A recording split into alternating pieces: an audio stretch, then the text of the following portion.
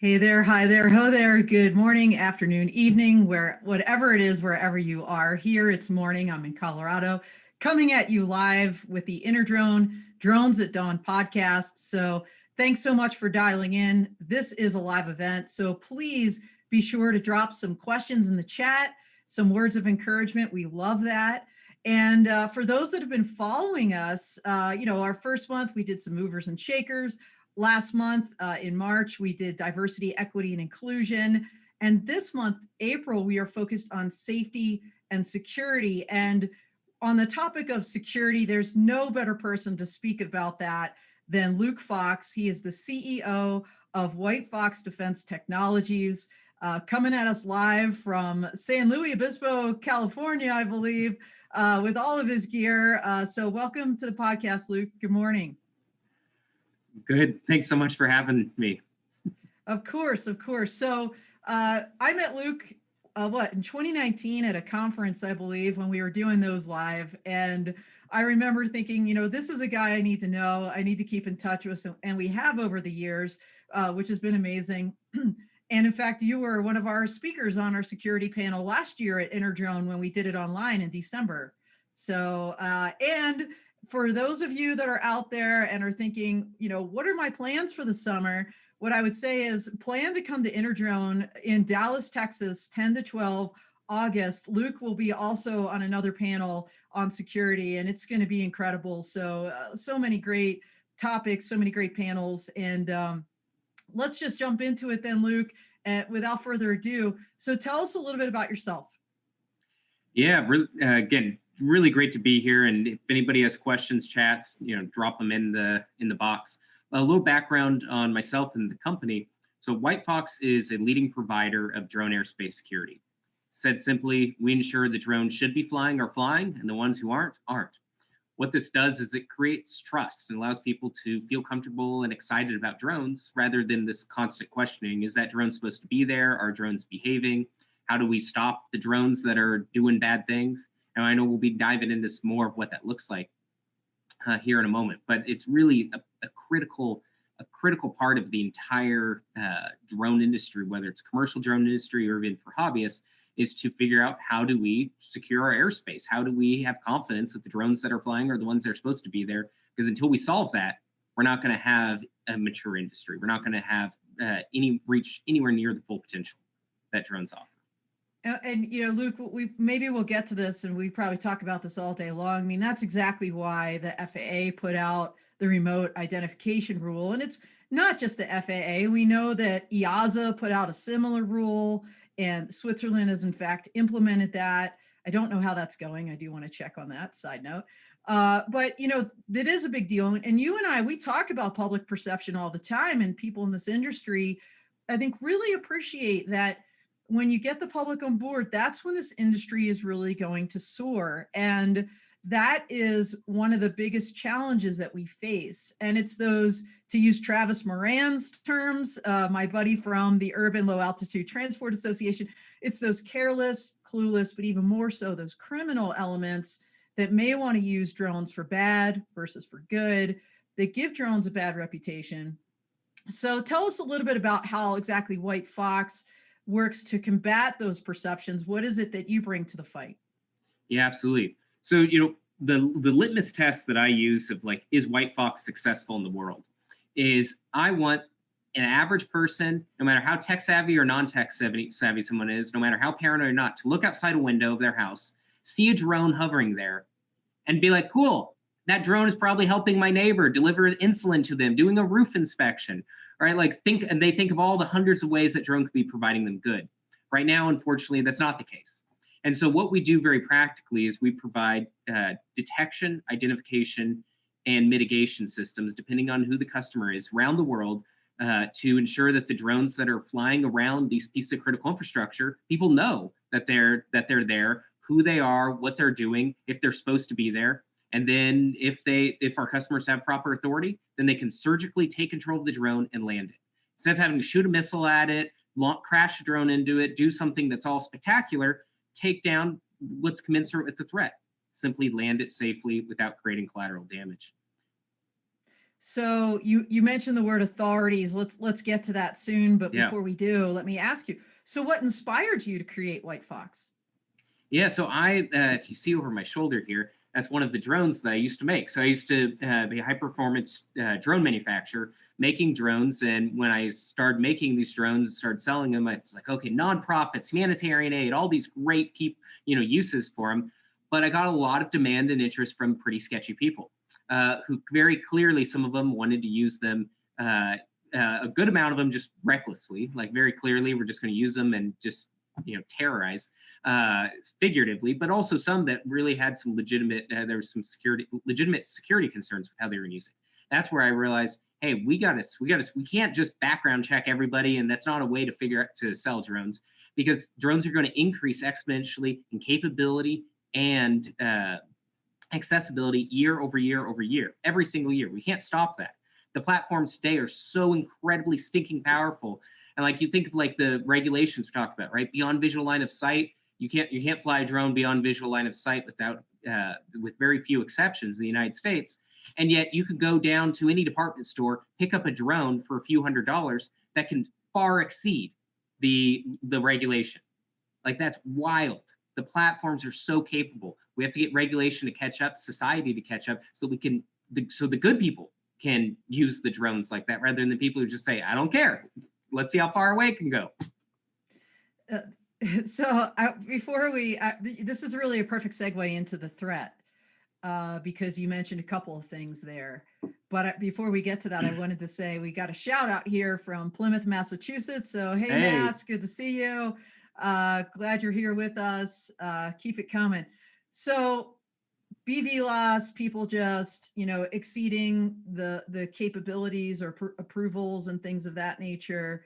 Let's talk a little bit about threat specifics. I mean, Yep. Having been, dedicated my life in service to the United States Air Force and worked on that side of the house for the DoD on drones. I mean, I just remember, I think it was about 2014, I created the DoD's defense imagery, or the domestic imagery working group, and we were grappling with what should the domestic authorities or approvals be for DoD, because obviously much different than on the battlefield when you're talking about civil liberties and the Constitution and this concern about intelligence oversight and spying on American citizens, especially when you're talking about federal action, federal agencies like the DoD.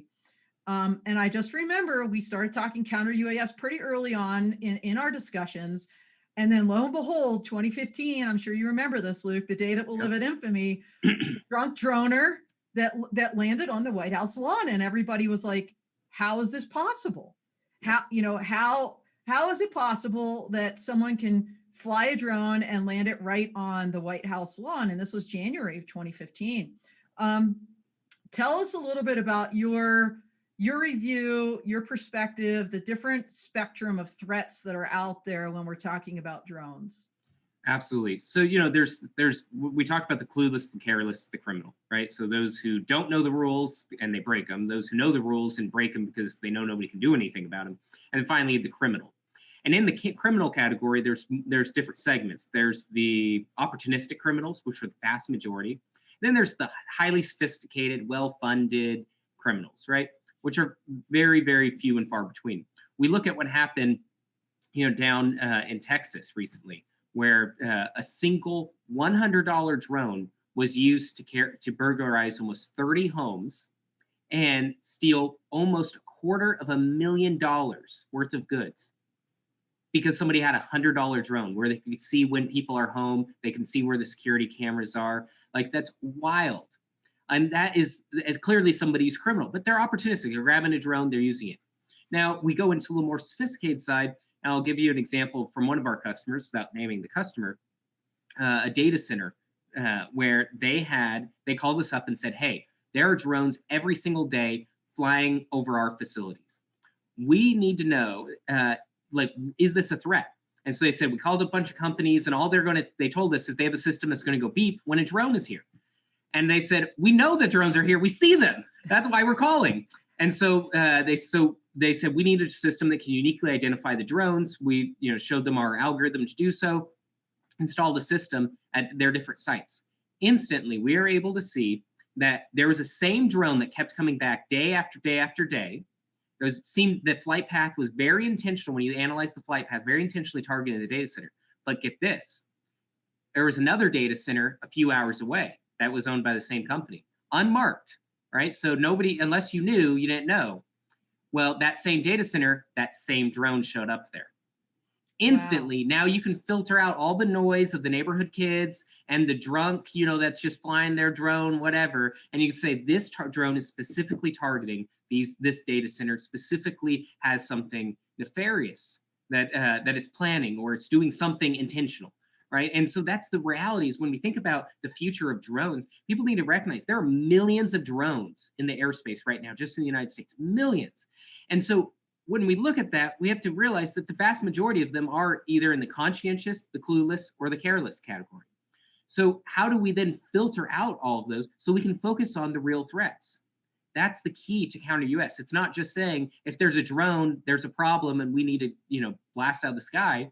In some cases, that's the case. But even for our military customers that are working in the most austere, hostile environments, they want to get the intelligence first. They want to understand the threat. Why is this drone targeting? Is it planning out an attack, right? Like that's the key part to building up an actual response. It's not just, this panic of beep, there's a drone and panic.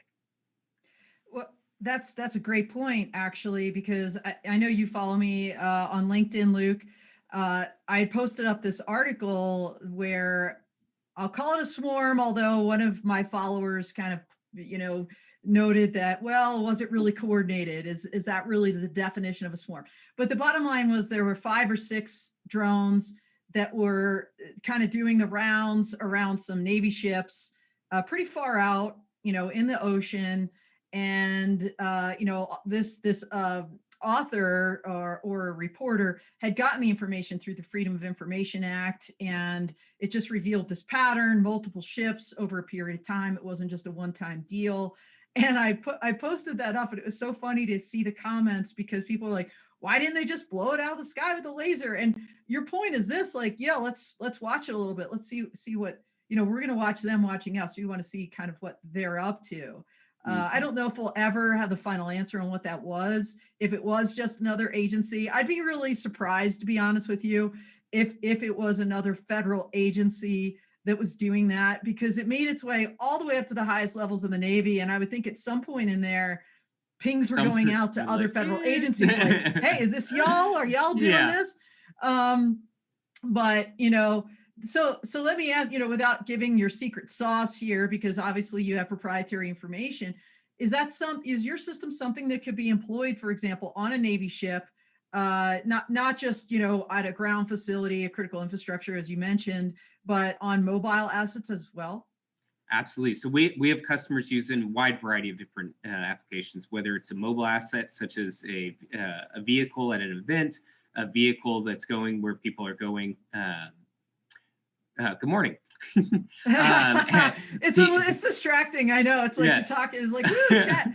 And it's Derek, maybe, if I'm reading this correctly, wants your email, Luke. So we'll make sure you get that to him. Perfect. Yeah. But yeah, it's deployed in a wide variety of environments.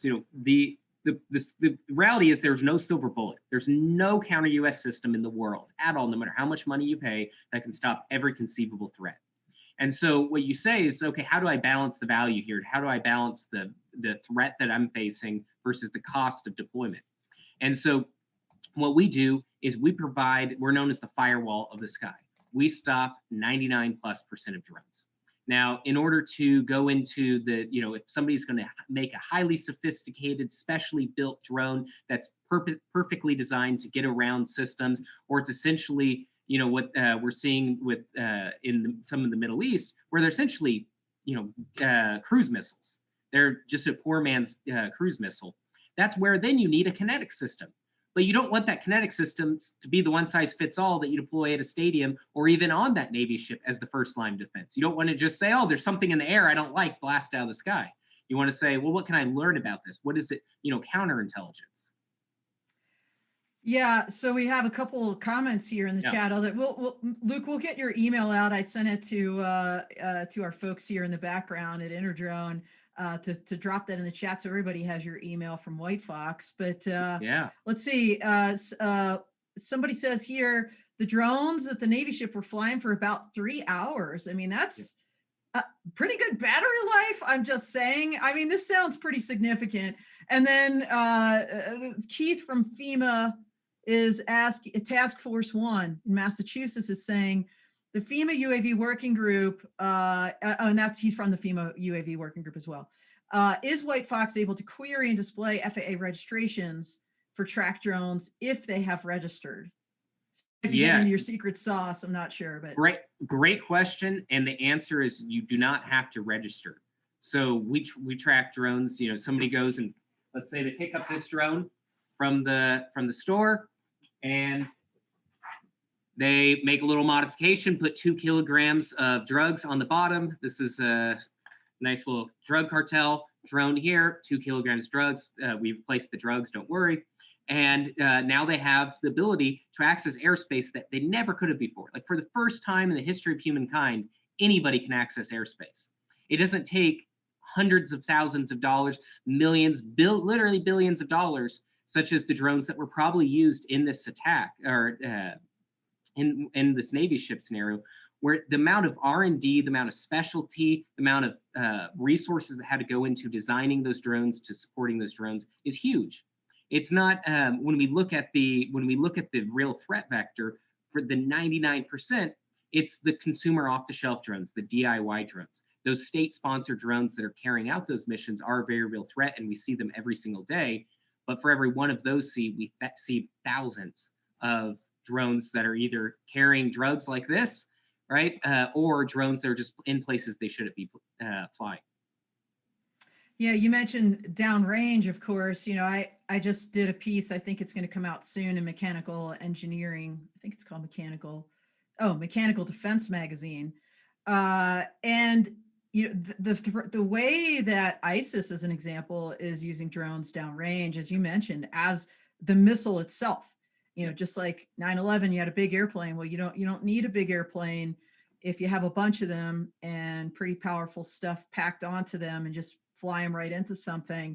And we've seen this, you know, the stuff that's made of, you know, this is like the stuff that movies are made of, but it's real. Yeah. And, you know, you're certainly defending against that. So let me ask you, Luke, what right now inhibits our ability to protect against these kind of, in particular, criminal or terroristic type drones? Yeah, you know, one of the problems is the perception that, oh, you know, counter UAS is illegal. You can't use it.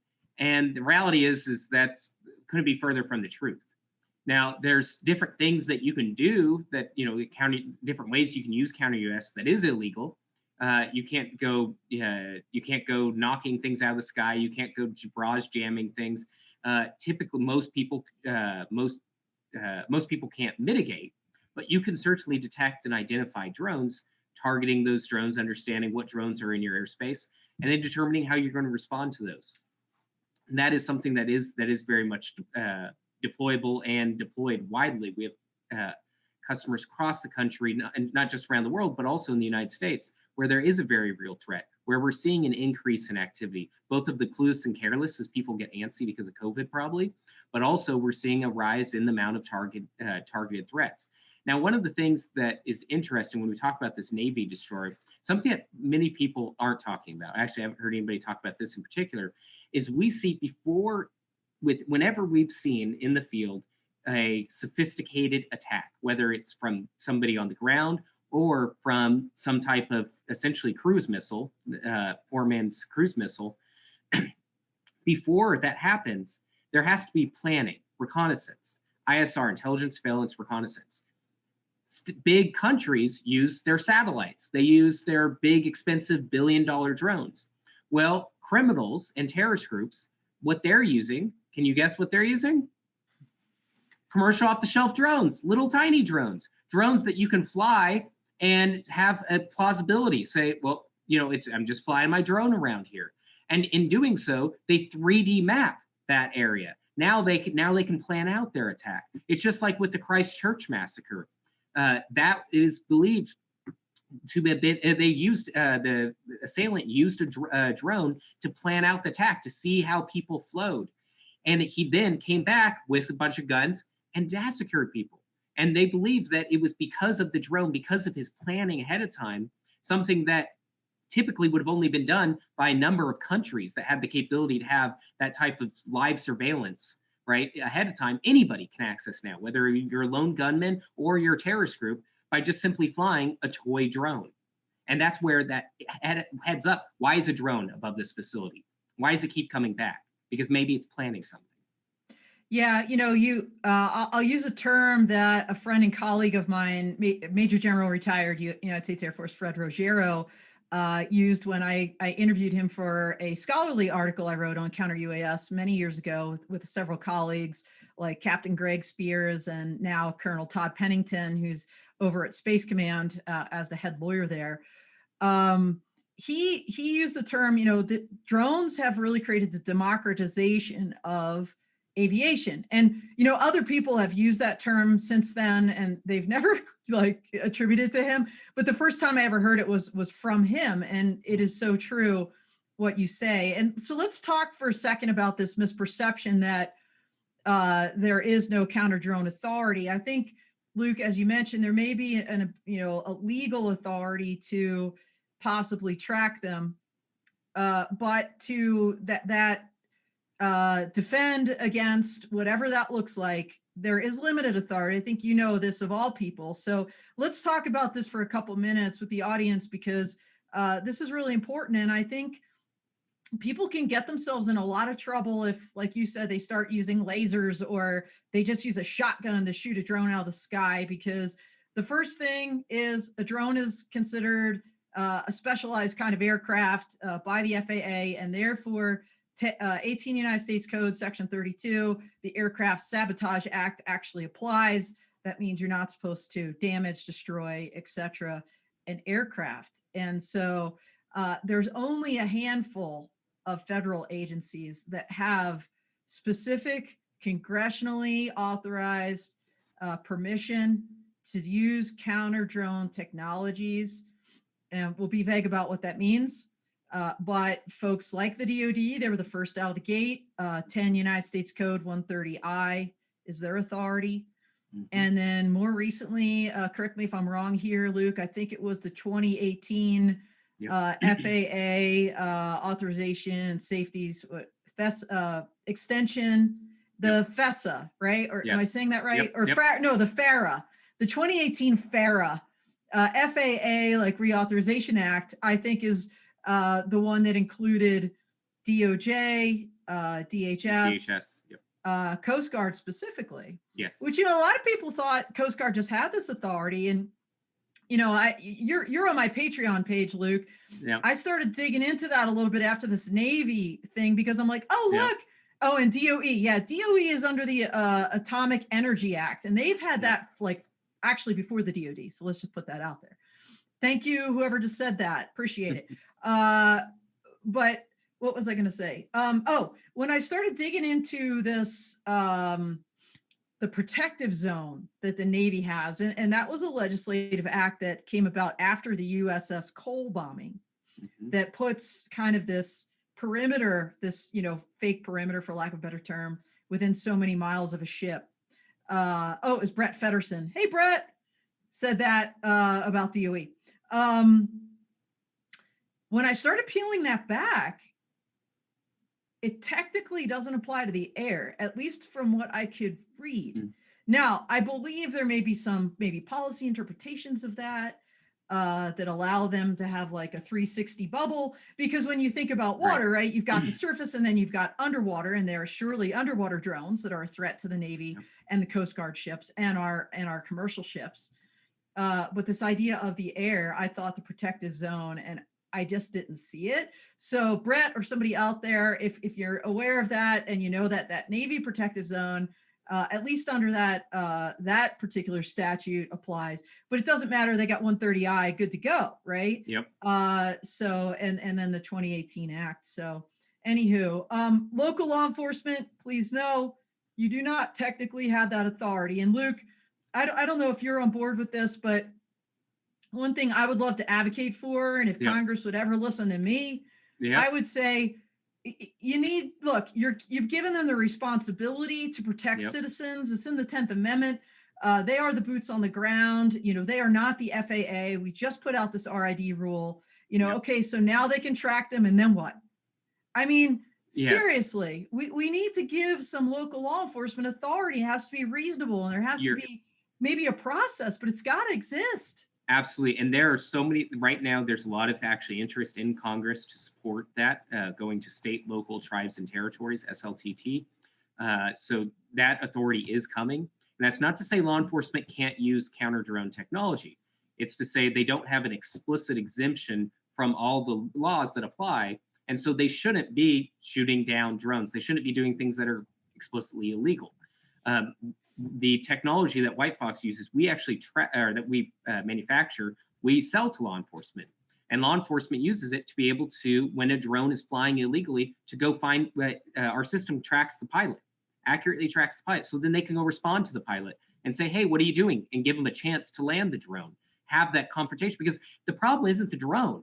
The drone is just the nexus. It's the person that's behind it, and so that's where Yes. we Yes. identify the pilot. You go track down the pilot, see what the pilot's doing. I'll give you a quick example. We just saw a drone launch over a facility, very sensitive manufacturing facility, launch over the facility. Then we tracked the pilot as they went and hid in the woods right next to the facility. It's like instantly the system, this is not a 13-year-old kid who's flying their drone and just happened to be accidentally flying over the sensitive manufacturing facility. This is somebody who targeted it, who drove there, parked there, hid in the woods as they flew their drone over it. And that's why tracking the person is so critical. It allows you to determine intent. You make a great point there, because I think so many times we vilify the actual technology when there's a person flying it, right? So at least for the most part right now, they're remotely piloted. And I frankly, between you and me, Luke, I like that term better. Yeah. Our pause that Europe uses and almost the rest of the world, we use unmanned, and there's a whole connotation to that, which we're not going to get into. But well, FAA's looking into that with the DAC right now. Well, good. I'm glad to hear that. Now, when we start talking about autonomous, vehicles, there's still a person that is programming the waypoints, at least initially, or those algorithms or whatever it is. Yes. It will make it a lot harder, I think, to find them, because they're probably not going to be hanging out in the woods. But right now, there's either a human actually flying it, or one seriously and directly in the loop. Yes. So it's not the drone's fault. There's humans puppeteering these tools, which is what they are. And usually, again, a foot stomp, usually used for good, sometimes not so much. So with our couple minutes left, Luke, I want to maybe combine a couple things, maybe another success story, and kind of what your goals are for WhiteFox going forward. Yeah, absolutely. So I'm trying to think. There's been a lot of really exciting stuff happening. So one of the things is when we look at the drones that are flying in airspace around these sensitive facilities, people are. I think the big thing to remember is most of them are just don't realize that what they're doing, and most of those people are clueless, and it's about responding to them. But when we've had a customer where they had authority and they were blasting the drones out of the sky, knocking them out, and they kept coming back.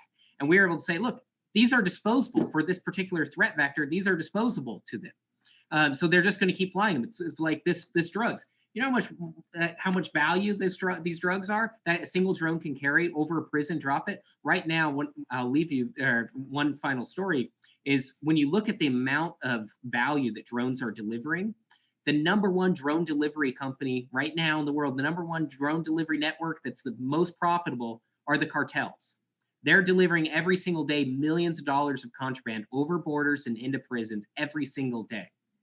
And you think about that, that's because the platform, the technology exists today to do that.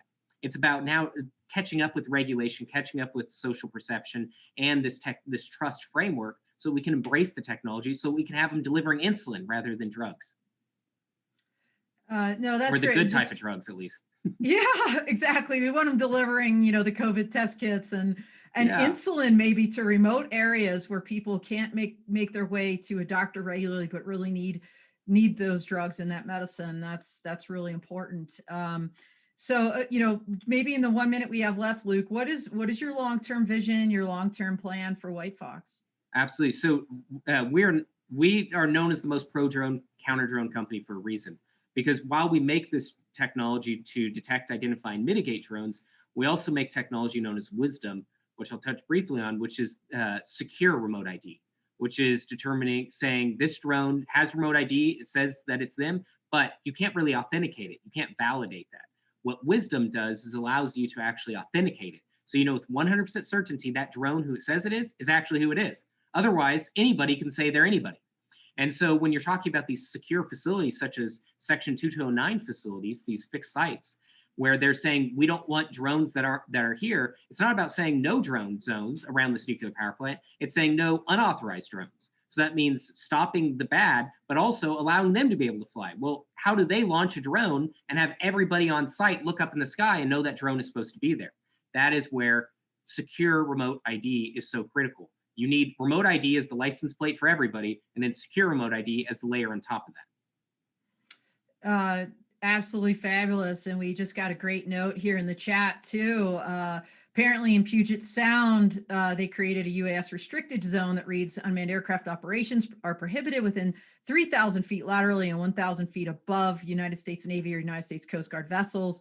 Operating in the indicated airspace may result in disruption, seizure, or destruction of the unmanned aircraft. So very cool. I know the DoD is very active in pursuing special security instructions for facilities that would not be covered. Just again, to be clear, 130I gives authority, but for very specified facilities, you have to read the statute. And so not every facility is covered, but they're kind of covering them with these special security instructions. So very cool.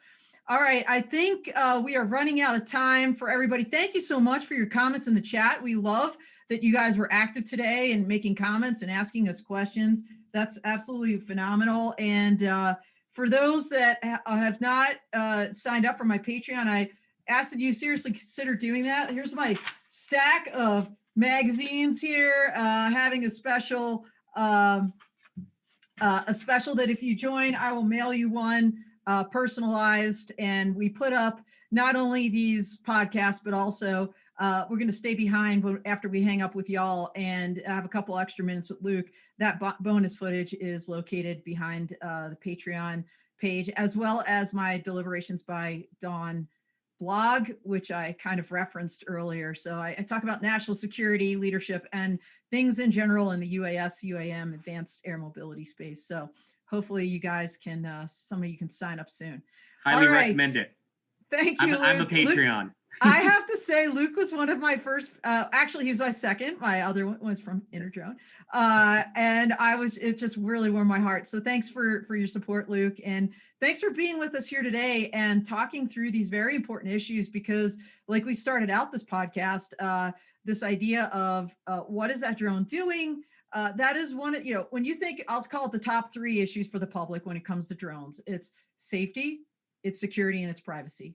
And the service that you provide really plays into all 3 when you think about it. So thank you for what you do. So great to see you again, Luke.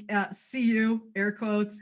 I'm so looking forward to seeing you live at Interdrone. And thanks again, everybody that's out there. Next week, we're switching a little bit over to safety, and we're going to be talking with Iris Automation CEO, John Damish, who's going to talk about detect and avoid technologies and some of the amazing things that Iris is doing in that space. So hopefully we'll see some of you back then, or all of you back then, and even more. So tell your friends and join us, and we will see you. Have a wonderful week out here.